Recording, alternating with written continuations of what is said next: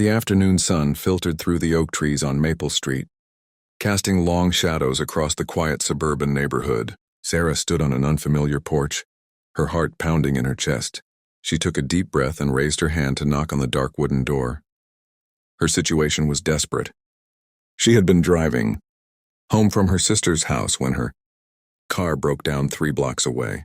Her phone was dead, and worst of all, her breasts were painfully engorged with milk. Her 6-month-old son, Tommy, was at home with her husband waiting for her. She was already 2 hours late for his feeding. Sarah knocked again, harder this time. The pain in her chest was becoming unbearable. She had never felt so uncomfortable, so vulnerable standing on a stranger's doorstep. What would she even say? How could she explain her embarrassing predicament? The door opened slowly, revealing a woman in her 60s with kind gray eyes and silver hair pulled back in a loose bun. She wore a floral apron dusted with flour, and the warm smell of fresh bread wafted from inside the house. "Can I help you, dear?" the woman asked, her voice gentle and concerned. She must have noticed the distress written all over Sarah's face. Sarah felt her cheeks burning with embarrassment. "I'm so sorry to bother you," she began, her voice trembling slightly. "My car broke down up the street and my phone is dead. I was wondering if I could possibly use your phone to call for help." The older woman's expression softened immediately. Of course. Please, come in. I'm Margaret." She stepped aside, opening the door wider. Sarah stepped into the cozy living room, filled with family photographs and the comforting scent of home cooking. Relief washed over her, but the pain in her chest was intensifying with each passing minute. Margaret handed her a cordless phone, watching with grandmotherly concern as Sarah dialed her husband's number. It rang and rang, but no one answered. She tried again. Still nothing. Her hands began to shake.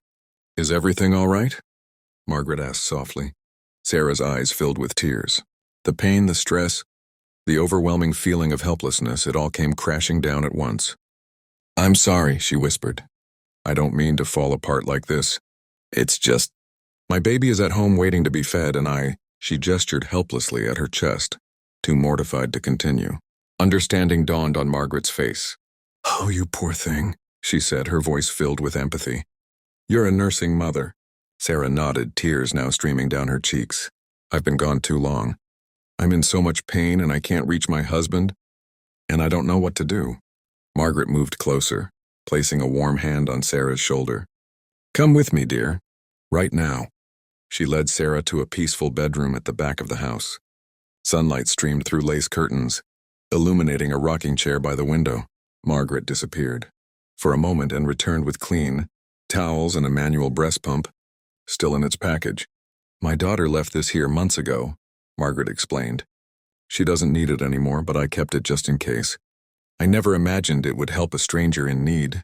Sarah stared at the pump, then at Margaret, overwhelmed by this unexpected kindness.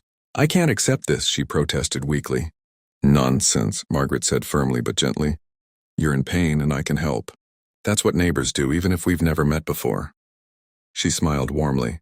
"I raised 3 children of my own. I remember that feeling all too well." With shaking hands, Sarah accepted the pump.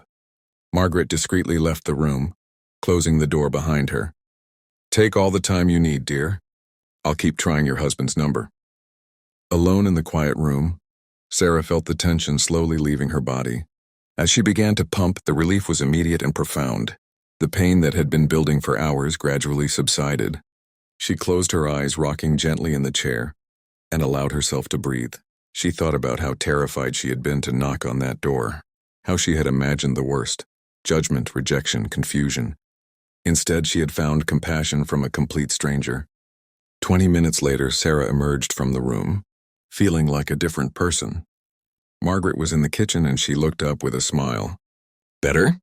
she asked knowingly. "So much better," Sarah replied, her voice thick with gratitude. "Thank you. I don't know how to thank you enough." "I reached your husband," Margaret said, gesturing to the phone on the counter. "He's on his way with the baby. He sounded very worried about you." Fresh tears sprang to Sarah's eyes, but these were tears of relief and gratitude. "You called him?" "Of course I did. I figured you'd want to."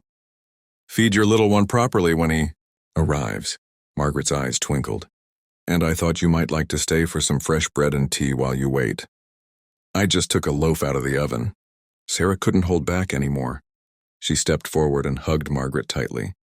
"You're an angel," she whispered. Margaret hugged her back, patting her shoulder gently. "I'm just a mother who remembers what it's like," she said. "We all need help sometimes, dear. There's no shame in that." They sat together at Margaret's kitchen table, sipping chamomile tea and eating warm buttered bread. Margaret shared stories about her own children and grandchildren, her life on Maple Street, and her late husband who had planted the oak trees outside 40 years ago. When Sarah's husband David arrived with baby Tommy, Margaret greeted them like old friends. Tommy was fussing, hungry, and upset. Sarah took him in her arms, and as he nursed, peace settled over the room. David shook Margaret's hand repeatedly, thanking her over and over. Margaret simply smiled and waved away his gratitude. "Just promise me something," she said, looking at both of them. "When you see someone in need, help them.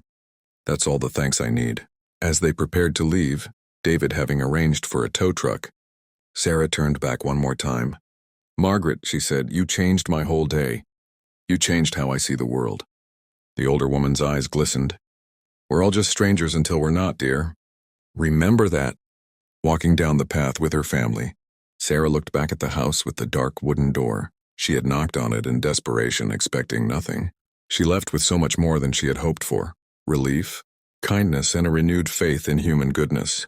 Sometimes, she thought, the most shocking thing that can happen is the discovery that strangers can become angels when we need them most, and that simple acts of compassion can change everything.